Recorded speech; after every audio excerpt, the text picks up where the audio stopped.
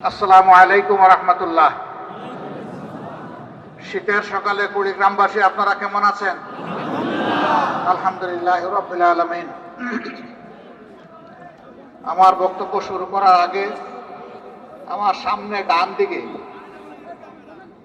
এখানে শ্রোতা যারা আছেন তাদের প্রতি আমার অনুরোধ যে মিডিয়ার বন্ধুরা তাদের পেশাগত দায়িত্ব পালন করার জন্য এখানে দাঁড়িয়েছে। আপনাদের একটু কষ্ট হবে, কিন্তু আপনাদের এই কথাগুলা ভাবনাগুলা জাতি এবং বিশ্ববাসীকে পৌঁছানোর জন্য মিডিয়া এই গুরু দায়িত্ব পালন করে থাকে। কষ্টটাকে ধৈর্য ধরে বুকে ধারণ করে আপনারা তাদেরকে দায়িত্ব পালনে সহযোগিতা করবেন ইনশাআল্লাহ। আলহামদুলিল্লাহ রাব্বিল আলামিন ওয়াসসালাতু ওয়াসসালামু আলা রাসূলিহিল কারীম ওয়া আলা আলিহি ওয়া সাহবিহি ওয়া আহলি বাইতি আজমাইন, আম্মা বাদ। বাংলাদেশ জামাত ইসলামী সীমান্তিক জেলা তিস্তা, ব্রহ্মপুত্র এবং গড়াই ধরলা বিধৌত কুড়িগ্রামের আজকে এই বিশাল মাঠে বাংলাদেশ জামাত ইসলামী কুড়িগ্রাম জেলা শাখা আয়োজিত কর্মী সম্মেলনের সম্মানিত সভাপতি, কুড়িগ্রাম জেলা শাখার সম্মানিত আমির জনাব মাওলানা আব্দুল মতিন ফারুকী, বিশেষ অতিথি বাংলাদেশ জামাত ইসলামী কেন্দ্রীয় নির্বাহী পরিষদের অন্যতম সদস্য, বিশিষ্ট আলেমে দ্বীন, জামাত ইসলামীর কেন্দ্রের পক্ষ থেকে রংপুর দিনাজপুর অঞ্চলের সম্মানিত পরিচালক জনাব মাওলানা আব্দুল হালিম, সম্মানিত অতিথিবৃন্দ, বিভিন্ন রাজনৈতিক, ধর্মীয় ও বন্ধু সংগঠনের সম্মানিত নেতৃবৃন্দ,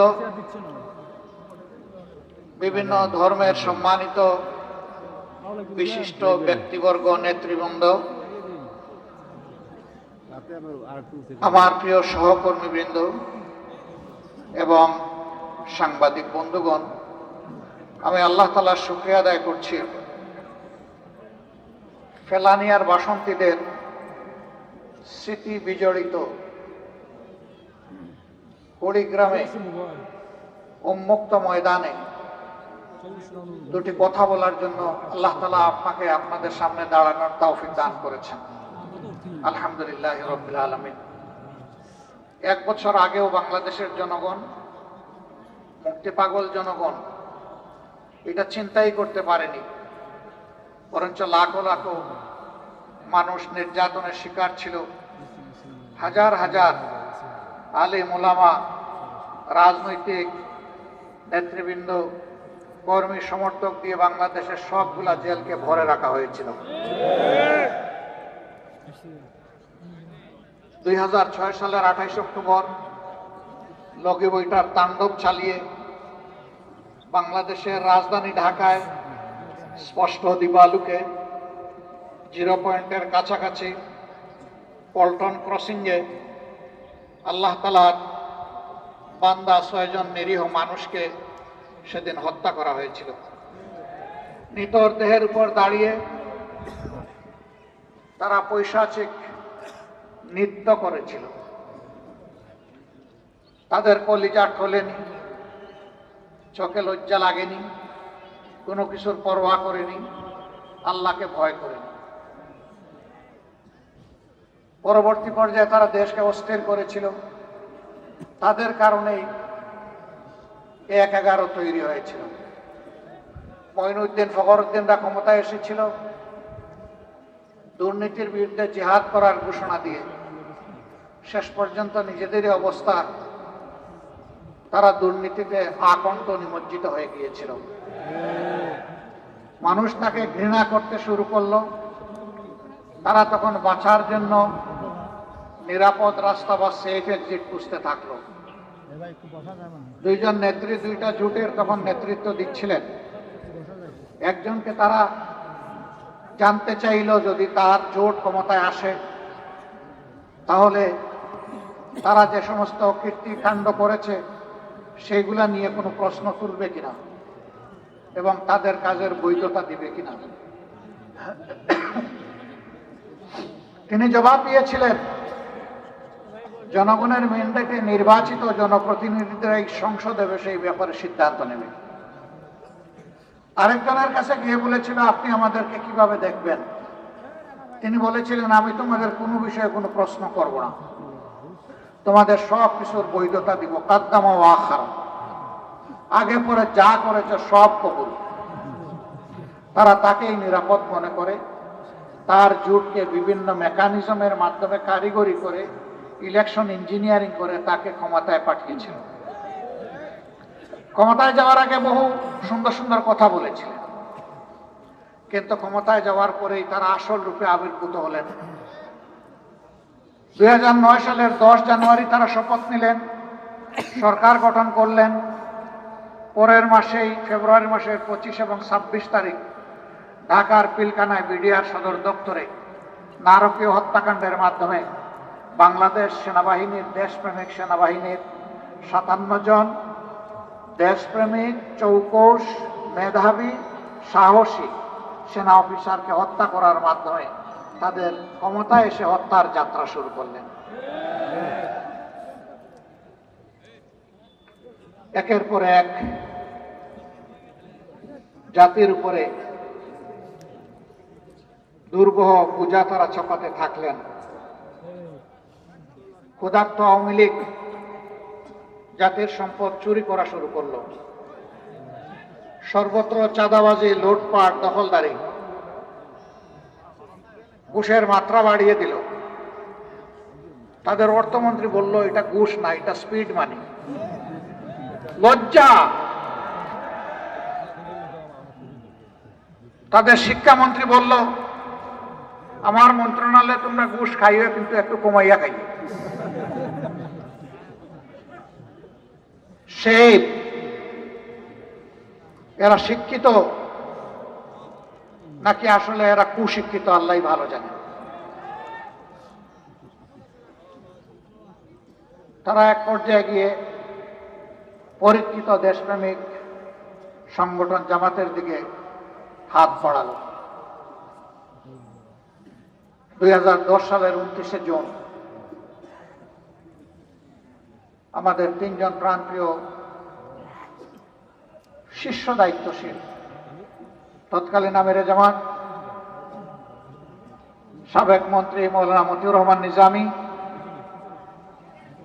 নায়েবে আমির, শুধু বাংলাদেশ নয় সারা বিশ্বে যিনি মানুষকে কোরআনের মানবিক দাওয়াত দিয়ে বেড়াতেন, যাকে কোরআনের পাখি বলা হতো, আল্লামা দিলাওয়ার হোসেন সাঈদী, তৎকালীন সেক্রেটারি জেনারেল সাবেক মন্ত্রী আলী আহসান মোহাম্মদ মুজাহিদ, এই 3 জনকে খোড়া অজুহাতে, মিথ্যা অভিযোগে নির্লজ্জভাবে তারা গ্রেফতার করল।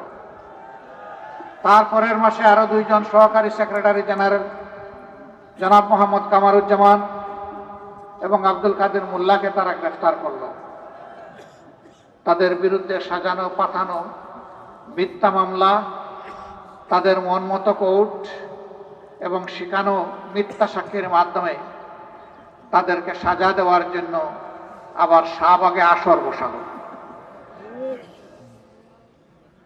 যারা শাহবাগী, বাংলাদেশের মানুষ যখন নির্যাতিত হয় তখন তারা চুপ থাকে,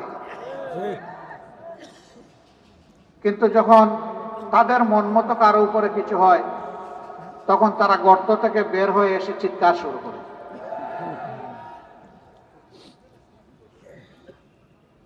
সম্মানিত ভাই ও বন্ধুগণ, তারপরে ইতিহাস সবার জানা।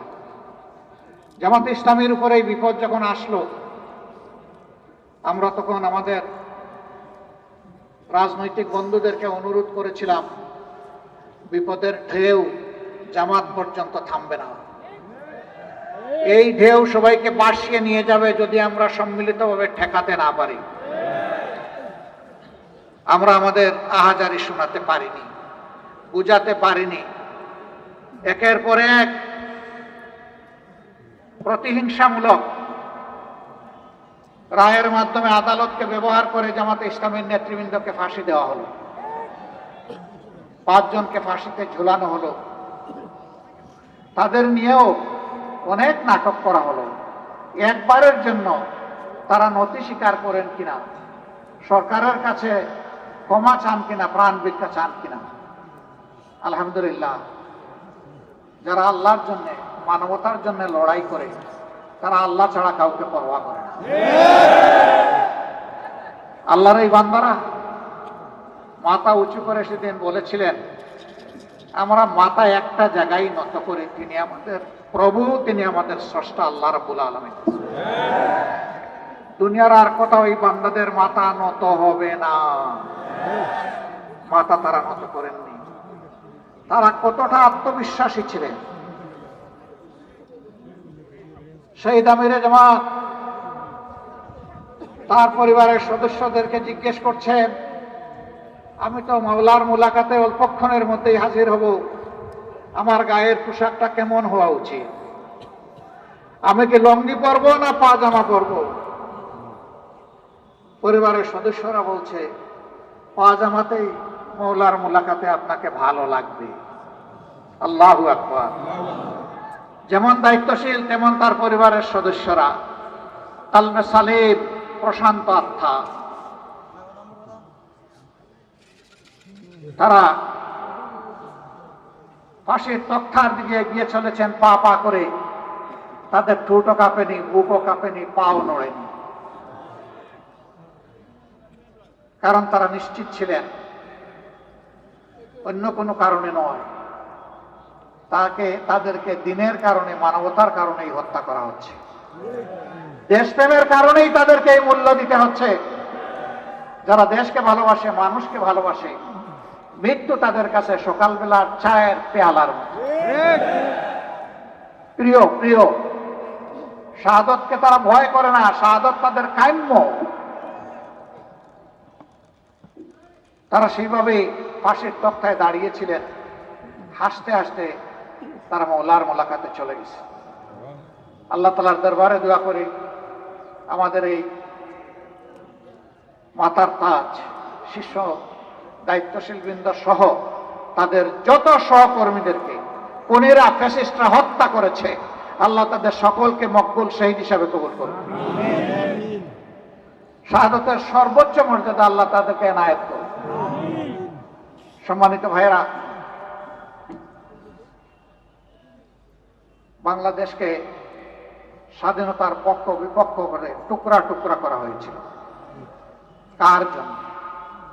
একটা বিভক্ত জাতি কখনো সত্যিকারের মর্যাদাবান জাতি হতে পারে না।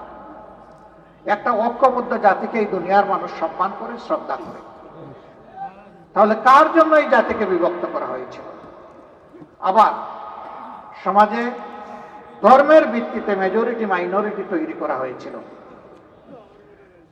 তারা যাদেরকে মাইনরিটি বলতেন, আমরা তাদেরকে মাইনরিটি বলি না, আমরা বলি তারা আমাদের ভাই। আল্লাহ তাআলা এই দেশে আমাদেরকে যেমন জন্ম দিয়েছেন, তাদেরকেও তেমন জন্ম দিয়েছেন। বাংলাদেশের সংবিধান সবাইকে ইকুয়াল রাইট দিয়েছে, অধিকার দিয়েছে। সুতরাং আমরা যেমন এদেশের গর্বিত নাগরিক, তারাও এদেশের গর্বিত এবং মর্যাদাবান নাগরিক। আমরা ভিন্ন চোখে কাউকে দেখতে চাই না। আমরা ধর্মের ভিত্তিতে বিভাজনকে মনে করি এটা শোষণের হাতিয়ার। তাই হয়েছে। 53 বছর আওয়ামী লীগ যাদেরকে মাইনরিটি মাইনরিটি বলে মুখে ফেনা তুলেছে আর নাক মায়া কান্না করেছে, আমি আল্লাহর উপর ভরসা করে বলছি, আমার বিবেকের দায়বোধের জায়গা থেকে বলছি, আজকে 10 জানুয়ারি 1972 থেকে শুরু করে আজ পর্যন্ত 2025 সালের আজকে 24শে জানুয়ারি এই দীর্ঘ পথ পরিক্রমায় বাংলাদেশে বিভিন্ন ধর্মের মানুষকে কারা জুলুম অত্যাচার করেছে, কারা তাদের জমিগুলা দখল করেছে, পিঠামাটি থেকে উচ্ছেদ করেছে, সম্পদ লুণ্ঠন করেছে, তাদের ইজ্জতে হাত দিয়েছে, এই দুষ্কৃতিকারীদের তালিকা তৈরি করে জনগণের সামনে প্রকাশ করে দেওয়া হোক। এই কাজ যারা করেছে তারা সমাজের কালো এবং কুৎসিত চেহারার মানুষ। আমার দ্বারাও যদি এই কাজ করা হয় আমার নামও প্রকাশ করে দেওয়া হোক। বাংলাদেশের জনগণ জানুক এরা কারা, এই খুনি ধোঁকাবাজ কাকে, এটা বাংলাদেশের মানুষকে জানতে হবে। আপনাদের এই বৃহত্তর রংপুরের পীরগঞ্জে মৎস্যপল্লীতে কয়েক বছর আগে গরু লুণ্ঠন করে কারা গরিবদের ঘর বাড়িতে আগুন ধরিয়েছিল আপনারা নিশ্চয়ই জানেন। যুবলীগ নেতার নেতৃত্বে অপকর্ম করা হয়েছিল। এইভাবে বাংলাদেশের যত জায়গায়, দিনাজপুরের সাঁওতালপল্লী, ব্রাহ্মণবাড়িয়ার অমুসলিম ভাইদের উপর হামলা, ঘরবাড়িতে লুণ্ঠন এবং অগ্নিসংযোগ, রামুতে বৌদ্ধ সম্প্রদায়ের তাদের মঠ ভাঙচুর করা, ঘরবাড়িতে হামলা এবং অগ্নিসংযোগ করা, এই সকল অপকর্মের সাথে ক্ষমতাসীন আওয়ামী লীগের দুর্বৃত্তরা জড়িত ছিল। কিন্তু আফসোসের বিষয়, যা কিছু ক্ষতি হয়, চুরি হয়, হারিয়ে যায়, কেষ্ট বেটাই দায়ী। সব কিছুর জন্য জামাতে ইসলামী দায়ী। সবার আগে জামাতে ইসলামের নাম আসে। আপনারা তার সাক্ষী। গোবিন্দগঞ্জের গাইবান্ধার সুন্দরগঞ্জের এমপি লিটন, তাকে কে বা কারা তার বাড়ির পাশে শুট করে হত্যা করল। প্রধানমন্ত্রী তৎকালীন সংসদে দাঁড়িয়ে বললেন এই কাজ জামাত শিবির করেছে, আমার লিটনকে খুন করেছে। তাণ্ডব চালানো হলো, আমাদের নিরীহ নেতা কর্মীদেরকে গ্রেপ্তার করে রিমান্ডে নিয়ে শারীরিক, মানসিক, আর্থিক নির্যাতন করা হলো। আমরা বললাম যে এই ধরনের নাপাক কাপুরুষোচিত কাজ আমরা করি না, আমরা করি নাই। তৎকালীন আইজি একই চিৎকার মারলেন। দিন শেষে কি হলো? দিন শেষে দেখা গেল এই কাজের সাথে জামাতে ইসলামের কোনো ধরনের কোনো সম্পর্ক ছিল না, বরঞ্চ তাদেরই ক্ষমতার পার্টনার একজন সাবেক কর্নেল, ওই সিটে আসনে যিনি সাবেক এমপি ছিলেন, তিনি তার ভবিষ্যৎ রাস্তা পরিষ্কার করার জন্য ঠোস। হত্যাকারী তিনি ছিলেন। আমার সাথে তার কোর্ট গারদে দেখা হয়েছিল। আমি জানতাম না উনি সেই ব্যক্তি। দেখলাম যে অনেক লম্বা চুল রেখেছেন, লাঠি একটা হাতে নিয়েছেন, কিছু ভদ্রলোকের চেহারা, এক কোণায় বসে আছেন, আমি আরেক জায়গায় বসে আছি। ওনাকে জিজ্ঞেস করলাম যে আপনার পরিচয়? তিনি বললেন আমি কর্নেল অমুক। বললাম ঘটনা কি গাইবান্ধার? তিনি বললেন হ্যাঁ। বিচারে প্রমাণ হলো যে তিনি খুনি। মাঝখানে জামাতে ইসলামী, ইসলামী ছাত্র শিবিরের কর্মীদের উপর যে নির্যাতন চালানো হলো, তাদের জীবন থেকে যে মূল্যবান দিনগুলা কেড়ে নিল, তাকে আজ আমাদেরকে ফিরিয়ে দেবে। এই ধরনের প্রত্যেকটা ঘটনায় আমাদেরকে দায়ী করে কথা বলা হয়। আমরা আল্লাহকে ভয় করি। যারা আল্লাহকে ভয় করে তাদের হাতে মানুষের জীবন, সম্পদ এবং ইজ্জত সম্পূর্ণ নিরাপদ। প্রমাণ বর্তমান বাংলাদেশ। 15.5 বছরের দুঃখ, ব্যথা, বেদনা, কষ্ট আমরা বুকে বহন করে বেড়াচ্ছি। কিন্তু 5 আগস্ট জাতি যখন মুক্তি পেল, আমরা বাংলাদেশের প্রিয় জনগণকে, বিশেষভাবে আমাদের সহকর্মীদের আমরা আহ্বান জানালাম, শান্ত থাকুন, ধৈর্য ধরুন, শৃঙ্খলা ফিরিয়ে আনতে নিজ নিজ জায়গা থেকে সর্বোচ্চ অবদান রাখুন। এর আগে আওয়ামী লীগ বলেছিল কোনোদিন যদি ক্ষমতা থেকে তাদেরকে বিদায় নিতে হয়, তাহলে ক্ষমতা থেকে বিদায় নেওয়ার 2 দিনের মাথায় তাদের 5 লক্ষ নেতা কর্মীকে আমরা নাকি খুন করব। আমি জিজ্ঞাসা করি, তাদের নেতৃবৃন্দের দফায় দফায় এই মিথ্যা আতঙ্ক ছড়ানো তা কি বাস্তবায়িত হয়েছে? 5 লক্ষ মানুষ মারা গেছে 5 এবং 6 আগস্ট, 7 আগস্ট, সারা আগস্ট মাস জুড়ে এখন পর্যন্ত যায়নি। কারণ তারা খুনি হতে পারে, কিন্তু বাংলাদেশের মানুষ প্রিয় দেশকে, মানুষকে ভালোবাসে, এই জন্য দায়িত্বশীলতার পরিচয় দিয়েছে। খনিদের মুখে চুনকালি, এখন চিন্তা করলো আমাদেরকে জড়ানো যায় কিভাবে। বিভিন্ন ধর্মীয় সম্প্রদায়ের লোকদেরকে উস্কানি দেয়। আমাদের হিন্দু ধর্মের ভাইদেরকে উস্কানি দিয়েছিল দুর্গাপূজা পরিহার করার জন্য। আমি ধন্যবাদ জানাই সাহসিকতার সাথে যারা উস্কানি দিয়েছিল, তাদের উস্কানি ওদের মুখের উপর ছুড়ে মেরেছে। আমরা তাদেরকে বলেছিলাম আপনাদের ধর্মীয় উপাসনা আপনারা করুন, কিন্তু আমরা পাহারাদার হয়ে কোনো দুর্বৃত্ত এই কাজে যাতে হস্তক্ষেপ করতে না পারে আমরা পাহারাদারের ভূমিকা পালন করব। এটা শুধু জামাতে ইসলামী না, এদেশের দেশপ্রেমিক সমস্ত মানুষ এই দায়িত্ব আঞ্জাম দিয়েছে। বিশেষ করে জাগ্রত মুসলমানরা এই দায়িত্ব পালন করেছে। কিন্তু আপনারা জানেন শুধু জামাতে ইসলামী না, এদেশের আলিম উলামা, রাজনৈতিক আওয়ামী লীগের প্রতিপক্ষ, সাংবাদিক, সাধারণ মানুষ, কাউকে আওয়ামী লীগ ছাড় দেয় না। জুলুমেরা 18 কোটি মানুষের উপর করেছে। জুলুমের অভিশাপ তাদের গাড়ে আরোপিত হয়েছে। একজন ভাই বলেছেন রান্না করা খাবারটাও তারা খেয়ে যেতে পারলেন না। জানেন এই রান্না করা খাবার কার পয়সায় তৈরি হয়েছিল? আপনাদের পয়সায়। 18 কোটি মানুষের টাকায় তৈরি হয়েছিল। সেই খাবারকে তারা একবারও চিন্তা করেননি যে যাদের পয়সায় আমার খাবার, আমার এখানে নিরাপদ অবস্থান, বিলাসবহুল বসবাস, চতুর্দিকে নিশ্চিন্ত নিরাপত্তা, সেই তাদের বুকেই আমি গুলি চালাচ্ছি। একবারও তাদের বুক কাঁপেনি, হাত কাঁপে। ক্ষমতার শেষ মুহূর্ত পর্যন্ত মানুষ খুন করে তারা ক্ষমতায় থাকতে চেয়েছে। 15.5 বছর যে তাণ্ডব চালিয়েছেন, ক্ষমতার শেষ দিনে এসেও তাই করেছে।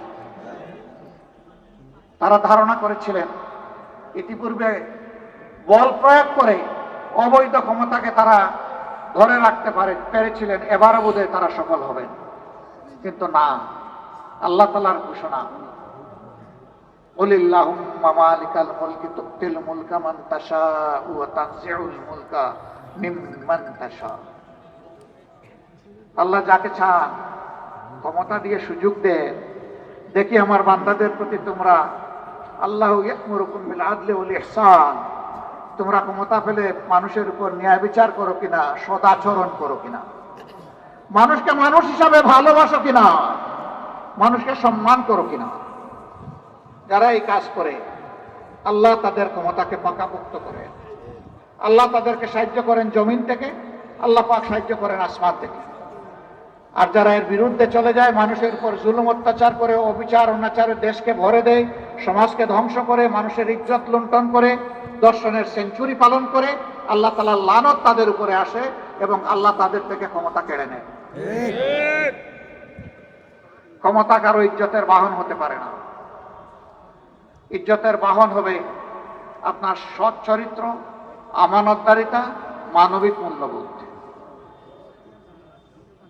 এই জন্য আল্লাহ বলছেন তুইজ্জু মান তাশাউ ওয়া তুযিল্লু মান তাশাউ বিয়াদিকাল খায়র। সমস্ত কল্যাণ অকল্যাণ, ভালো মন্দ, ইজ্জত বেইজ্জতি সবকিছু আল্লাহর হাতে। ইন্নাকা আলা কুল্লি শাইইন কাদির। সম্মানিত ভাইয়েরা, আমরা ধৈর্য ধরেছি, ধৈর্য আরো ধরব ইনশাআল্লাহ। এই দেশকে আমরা ভালোবাসি, দেশের মানুষকে ভালোবাসি। ওরা তো সব শেষ করে গেছে। উন্নয়নের নামে আমাদের সমস্ত সম্পদ চুরি করে বিদেশে নিয়ে গেছে। ওরা গেছে পরে, সম্পদ পাঠাই দিছে আগে। ওরা 2,26,000 কোটি টাকা বাংলাদেশ থেকে চুরি করে নিয়ে গেছে। 26 লক্ষ কোটি টাকা বাংলাদেশ থেকে চুরি করে নিয়ে গেছে। যদি এইটাই তাদের দেশ হতো, তাহলে দেশের টাকা কেউ কি বিদেশে চুরি করে, পাচার করে পাঠায় না। এটা ছিল তাদের জমিদারি, এখান থেকে খাজনা আদায় করবে, আর দেশ তাদের এই দেশের বাইরে। কোথায় কোথায় আমাদের হাতে টিকিট ধরায় দিত, অমুক দেশে চলে যাও, তমুক দেশে চলে যাও। তোমাদের টিকিট জাতি ঘৃণা ভরে প্রত্যাখ্যান করেছে। তো তোমরা বিনা টিকেটে অন্য দেশে গেলা কেন? এ কাজটা তো ভালো করলা না তোমরা। এই দেশে যদি তোমাদের দেশ হয়, মাটি কামড়ে পড়ে থাকতা এবং প্রমাণ করতে যে তোমরা দোষী বা নির্দোষ। তা তো পারলা না, কারণ পাপের বোঝা যখন ভারী হয়, জাহাজ যখন ভরে যায়, তখন আর দেশের মানুষকে বিশ্বাস করতে পারে না। তাই হয়েছে। আমরা পিছনকে পিছনেই ফেলে দিতে চাই, এখন জাতির সামনে আগাতে চাই। জাতিকে সামনে আগাতে হলে এই জাতির মধ্যে সীসা ডালা প্রাচীরের ঐক্য লাগবে। আমি বিনয়ের সাথে নিপীড়িত, নির্যাতিত 15টা বৎসর যাদের কর্মীরা, নেতারা জীবন দিয়েছেন, পঙ্গুত্ব বরণ করেছেন, ঘর ছাড়া বাড়ি ছাড়া হয়েছেন, বিভিন্নভাবে কষ্ট ভোগ করেছেন, অসংখ্য মামলায় দফায় দফায় জেলে গিয়েছেন, রিমান্ডে নিয়ে বেইজ্জত করা হয়েছে, কষ্ট দেওয়া হয়েছে, তাদের কাছে হাত জোড় করে বিনয়ের সাথে অনুরোধ করব, এমন কোনো হঠকারী কাজ কালাম আমরা যেন কেউ না করি যার কারণে আমাদের জাতীয় ঐক্য নষ্ট হয়। আমরা যেন কেউ চুরি চামারি না করি, চাঁদাবাজি না করি, দখল বাণিজ্য না করি, ঘুষের ভাগ না বসাই, মামলা বাণিজ্য না করি, এবং ফ্যাসিজম ফিরে আসে, ফ্যাসিস্টকে আমরা যেন কোনো ধরনের আশ্রয় প্রশ্রয় না দিই। আমরা প্রতিহিংসার পক্ষে না, কিন্তু আল্লাহ রসুল মক্কা বিজয়ের সময় মক্কার সমস্ত দুষ্কর্মকারীদেরকে ক্ষমা করে দিয়েছিলেন একটা অপরাধ ছাড়া। তিনি বলেছিলেন আজকে সাধারণ ক্ষমা ঘোষণা করা হলো, কিন্তু যারা নিরীহ মানুষকে খুন করেছে তাদের 10 বা 13 জনের নাম উল্লেখ করে বলেছিলেন এদেরকে যেখানে পাওয়া যাবে ওখানেই খুন করা হবে। খুন কখনো মাফ হয় না। আমরা বাংলাদেশে প্রত্যেকটা খুনের বিচার চাই, শুধু আমাদের নেতৃবৃন্দ না, আমাদের কর্মী না, যত মানুষ খুন করা হয়েছে অন্যায়ভাবে সবার বিচার চাই। বৃহত্তর রংপুরবাসী অনেক কারণেই আপনারা গর্বিত, অথচ আপনারা বঞ্চিত। এই রৌমারের বড়াই বাড়িতে যে যুদ্ধটা আপনারা রাতের অন্ধকারে করে শিক্ষা দিয়েছিলেন, সেই শিক্ষার প্রতিশোধ নেওয়া হয়েছিল বিডিআরের পিলখানায়। কিন্তু আপনাদের গর্বিত ইতিহাস এখনো চকচক করছে। দীর্ঘ 15.5 বছরের ফ্যাসিজমকে বিদায় করতে গিয়ে একটা মানুষ বাংলাদেশের ইতিহাসে নয়, বিশ্বের ইতিহাসে তার সোনালী নামটা লেখা হয়ে গেছে। এই সন্তানটাও বৃহত্তর রংপুরে। এর নাম কি? আবু সাইদ। সে আমাদের এখন বিপ্লবের আইকন, প্রতীক, আমাদের নেতা, আমাদের সিপাহসালার, আমাদের বীর সেনাপতি। তার রাস্তা ধরে এবার যারাই জীবন দিয়েছে, মহান রবের দরবারে দোয়া করি আল্লাহ তাদের সকলকে শহীদ হিসাবে কবুল করুন। যারা পঙ্গু হয়েছে তাদেরকে আমরা যেন গর্বের সাথে সম্মান করতে পারি, শ্রদ্ধার সাথে বুকে ধারণ করতে পারি। শহীদ এবং পঙ্গু সকলের কাছে আমরা কৃতজ্ঞ, কিন্তু এই ঋণ পরিশোধ করার শক্তি এই জাতির নেই। তবে যে কারণে তারা শহীদ হয়েছে আমরা তাদেরকে কথা দিচ্ছি আমাদের প্রিয় সংগঠনের পক্ষ থেকে, একটা করাপশন ফ্রি, দুর্নীতিমুক্ত, সুষম, বৈষম্যহীন, মানবিক বাংলাদেশ না গড়া পর্যন্ত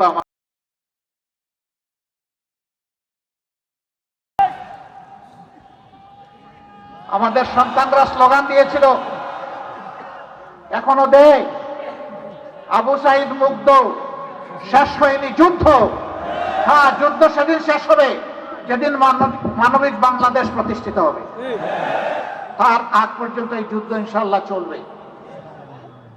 আমরা সমাজে অনাচার দেখলে প্রতিবাদ করবই, এটা আমার বিরুদ্ধে হলেও আমি প্রতিবাদ করব। অনাচার যিনি করবেন তার ব্যাপারে আমরা মুখ বন্ধ করে থাকবো না। এই জন্যই আমরা রাজনীতি করি। আমরা ন্যায়ের পক্ষ নিব, অন্যায়ের প্রতিবাদ করব। যদি অন্যায়কে নীরবে হজম করি তাহলে আমিও অন্যায়কারীর মদতদাতা হয়ে গেলাম। আমরা এই অপকর্মের দায় নিতে চাই না। এমনকি আমাদের দলের কেউ যদি কোনো জায়গায় এই সমস্ত অন্যায় অপরাধ করে, আমরা বলবো এদেরকে ধরে দিবেন, ছাড় দিবেন না। আমাদেরকেও খবর দিবেন, প্রশাসনকেও খবর দিবেন। এদের ব্যাপারে আমাদের জিরো টলারেন্স। আপনারা সাক্ষী, আলহামদুলিল্লাহ 5 আগস্ট থেকে শুরু করে আজকে এই জানুয়ারি মাসের 24 তারিখ পর্যন্ত দীর্ঘ 6 মাসের পথ পরিক্রমায় আমাদের লোকেরা ছাতাবাজি করে নাই, দখল বাণিজ্য করে নাই, মামলা বাণিজ্য করে নাই, শত শত নিরীহ মানুষকে মামলায় ঢুকাইয়া তাদের কাছ থেকে টাকা আদায় করে নাই, ঘুষের ভাগাভাগি করে নাই। আমরা জানি এটা হারাম। আল্লাহ তাআলা এই হারামকে বর্জন করার তৌফিক আজীবন আমাদেরকে দান। এরপরেও নফসের দুকায় শয়তানের ওয়াসওয়াসায় পড়ে যদি কেউ বিপদগামী হয়ে যায়, আমরা তাদেরকে ছাড় দেওয়ার পক্ষে নই। এখানে আমার ধারণা শহীদ পরিবারের সদস্যরা আছেন, এখানে অনেক আহত পঙ্গু ভাই বোনেরা আছেন। আমরা তাদের কাছে আবারও কৃতজ্ঞতা জানাচ্ছি। আমরা শহীদদেরকে কোনো দলীয় সম্পত্তিতে পরিণত করতে চাই না। শহীদরা জাতির শ্রদ্ধার তারকা। তারা মাটিতে নয়, ইনশাআল্লাহ আসমানে জ্বলজ্বল করে যাবে। আমাদের আবেগটা তাদের প্রতি এরকম। আল্লাহ তাআলা এই সম্মানবোধটা এই জাতিকে, এই শহীদদের প্রতি দেওয়ার তৌফিক দান করুন। বিনয়ের সাথে বলবো, সবাইকে বলবো, মেহেরবানি করে শহীদদের আকাঙ্ক্ষার বিপরীতে যায় এমন কাজ কেউ দয়া করে করবেন না। যদি চাঁদাবাজি করেন, দখলদারি করেন, মামলা ঘুষ বাণিজ্য করেন, মানুষের উপর জুলুম করেন, তাহলে শহীদদের আত্মা কষ্ট পাবে। আমাদের শহীদ বন্ধুদের আত্মায় কষ্ট দিবেন না ভাই। বন্ধু দুস্থ, আমাদের এই বিনয়ী আহ্বান আপনাদের কলিজাকে নরম করুক, আমরা দোয়া করি। কিন্তু যদি না করেন, যদি কেউ অপকর্ম অব্যাহত রাখেন, মনে রাখবেন আমাদের লড়াইও অব্যাহত থাকবে ইনশাআল্লাহ।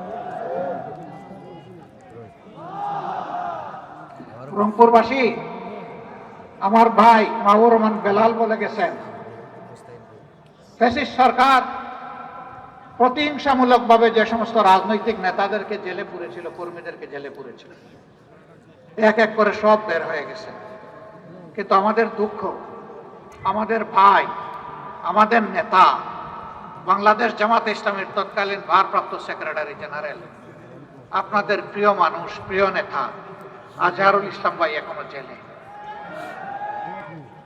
আমরা আইনি লড়াইয়ের মধ্য দিয়ে তাকে মুক্ত করার পক্ষে। আমরা কারো দয়া নিয়ে মুক্ত করতে চাই না, আমরা শুধু আল্লাহর দয়া চাই। কিন্তু আইনের পেশে মেহেরবানি করে আমাদেরকে আর কষ্ট দিবেন না। যদি আইনের পেশে কষ্ট দেন, আমরা বাধ্য হব এই দাবিতে রাস্তায় নামতে। আমরা আদালতকে সম্মান দেখাই আহ্বান জানাবো, মেহেরবানি করে এই মজলুম মানুষটিকে অনতিবিলম্বে ন্যায় বিচারের মাধ্যমে আপনারা মুক্ত করে দেন।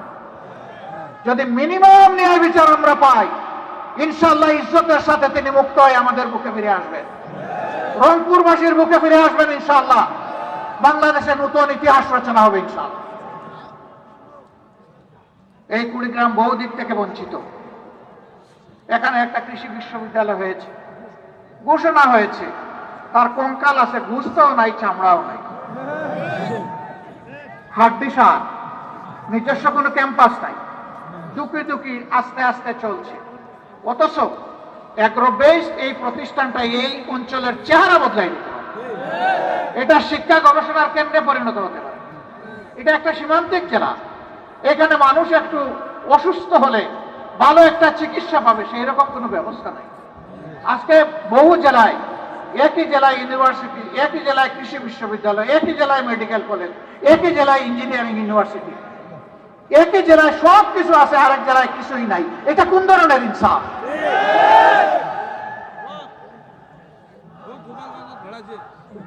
বৃষ্টি শুরু হলে ঢাকায় আমরা বসি, আমাদের মুখ দুরু দুরু করে কাঁপে। আমরা আতঙ্কে থাকি, কোন সময় খবর আসবে তিস্তা পাড়ার লোকদের এই অবস্থা, এই দুর্দশা সব ভাসকে নিয়ে যাচ্ছে। কেন এটা স্থায়ী সমাধান হলো না? স্বাধীনতার অর্ধ শতাব্দীর ঊর্ধ্বে চলে গেল, কিন্তু এই দুঃখ গুছানো হলো না কেন? ভোটের সময় এসে বাবা ডাকবেন, আর কেয়া পার হয়ে গেলে শালারও মর্যাদা দিবেন না। এই ধরনের দুষ্ট রাজনীতি পরিহার করতে হবে।